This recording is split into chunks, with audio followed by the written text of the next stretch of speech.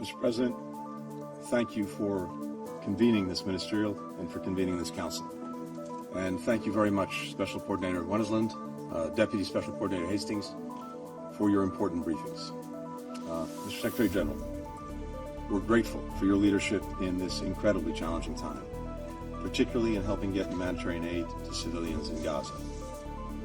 And to the entire UN team, their incredible bravery, their dedication, all of those who continue to serve in some of the most difficult circumstances imaginable, we express our gratitude and our admiration. I'm here today because the United States believes that the United Nations, and this Council in particular, has a crucial role to play in addressing this crisis. Indeed, we put forward a resolution that sets out practical steps that we can take together toward that end. The resolution builds on many elements of the text that Brazil put forward last week. It incorporates substantive feedback that we received from fellow council members over recent days. It also draws heavily on the views that I heard firsthand from partners across the region after Hamas's appalling attack on October 7th, views that the United States shares. First, we all recognize the right, and indeed the imperative, of states to defend themselves against terrorism. That's why we must unequivocally condemn Hamas's barbaric terrorist attack against Israel. Babies riddled with bullets, young people hunted down and gunned down with glee, young people beheaded, families burned alive in a final embrace, parents executed in front of their children, children executed in front of their parents, and so many taken hostage in Gaza. We have to ask, indeed it must be asked, where is the outrage? Where is the revulsion? Where is the rejection? Where is the explicit condemnation of these horrors? We must affirm the right of any nation to defend itself and to prevent such horror from repeating itself. No member of this council, no nation in this entire body could or would tolerate the slaughter of its people. As this council and the UN General Assembly have repeatedly affirmed, all acts of terrorism are unlawful and unjustifiable. They're unlawful and unjustifiable whether they target people in Nairobi or Bali, in Luxor, Istanbul or Mumbai, in New York or Kibbutz Berry. They're unlawful and unjustifiable whether they're carried out by ISIS, by Boko Haram, by Al-Shabaab, by Lashkar-e-Taiba, or by Hamas. They're unlawful and unjustifiable whether victims are targeted for their faith, their ethnicity, their nationality, or any other reason. And this Council has a responsibility to denounce member states that arm, that fund, and train Hamas, or any other terrorist group that carries out such horrific acts. Let's not forget that among the more than 1,400 people that Hamas killed on October 7th were citizens from more than 30 UN member states, including many of the members around this very table. The victims included at least 33 American citizens. Every one of us has a stake. Every one of us has a responsibility in defeating terrorism. Second, we all agree on the vital need to protect civilians. As President Biden has made clear from the outset of this crisis, while Israel has the right, indeed the obligation, to defend itself, the way it does so matters. We know Hamas does not represent the Palestinian people, and Palestinian civilians are not to blame for the carnage committed by Hamas. Palestinian civilians must be protected. That means Hamas must cease using them as human shields.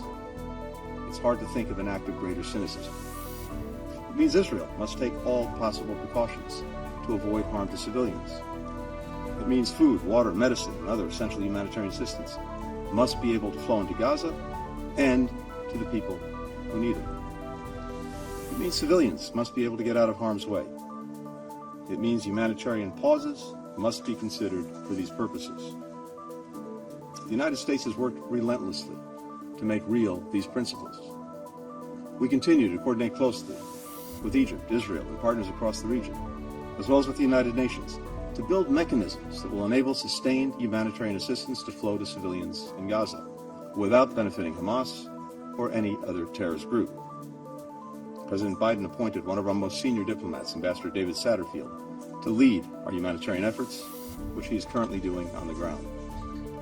The United States has committed an additional $100 million in humanitarian assistance to Palestinians in Gaza and the West Bank, bringing the total aid that we've provided to the Palestinian people over the past 2.5 years to more than $1.6 billion. That makes the United States the largest single-country donor, by far, to the Palestinian people. We call on all countries, particularly those with the greatest capacity to give, to join us in meeting the UN's appeal for the humanitarian situation in Gaza. At the heart of our efforts to save innocent lives in this conflict, and in every conflict for that matter, is our core belief that every civilian life is equally valuable. There is no hierarchy when it comes to protecting civilian lives. A civilian is a civilian is a civilian, no matter his or her nationality, ethnicity, age, gender, faith.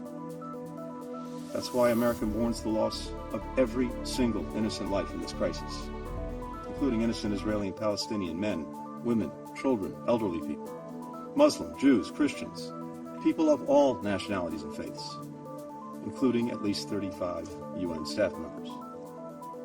That's why it's imperative that we work to protect all civilians in this conflict, to prevent more deaths on top of many that have already occurred.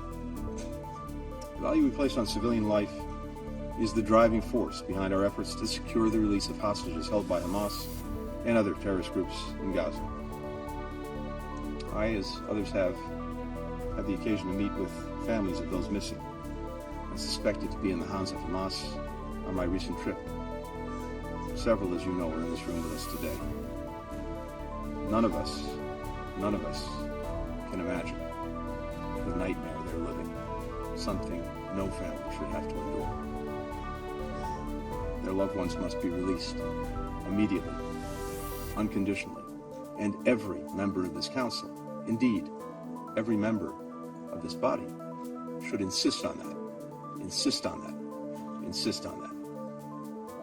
We're grateful to Qatar, to Egypt, to the ICRC, for helping secure the release of 4 of Hamas's hostages.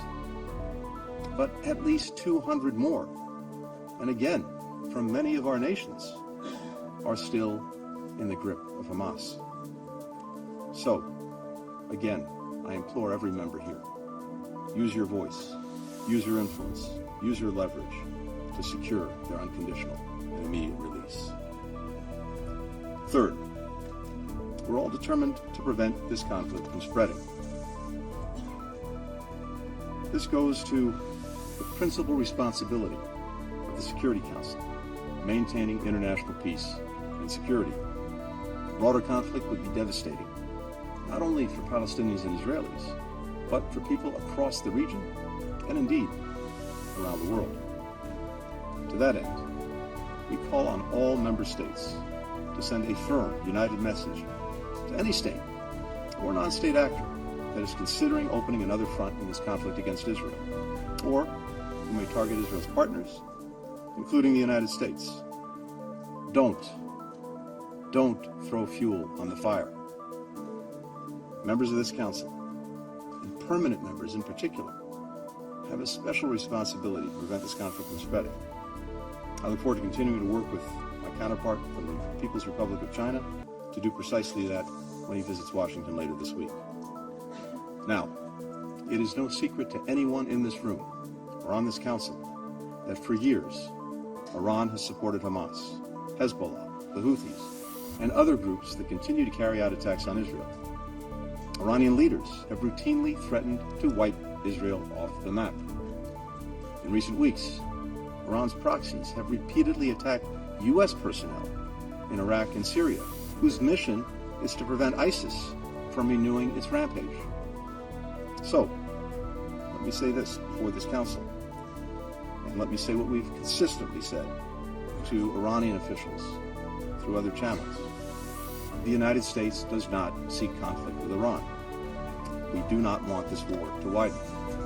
But if Iran or its proxies attack U.S. personnel anywhere, make no mistake, we will defend our people, we will defend our security, swiftly and decisively. To all the members of this council, if you, like the United States, want to prevent this conflict from spreading, tell Iran, tell its proxies, in public, in private, through every means, do not open another front against Israel in this conflict. Do not attack Israel's partners. And we urge members to go a step further. Make clear that if Iran or its proxies widen this conflict and put more civilians at risk, you will hold them accountable. Act as if the security and stability of the entire region and beyond is on the line, because it is. Fourth and finally, even as we address this immediate crisis, we all agree that we must redouble our collective efforts to build an enduring political solution to the conflict between Israelis and Palestinians.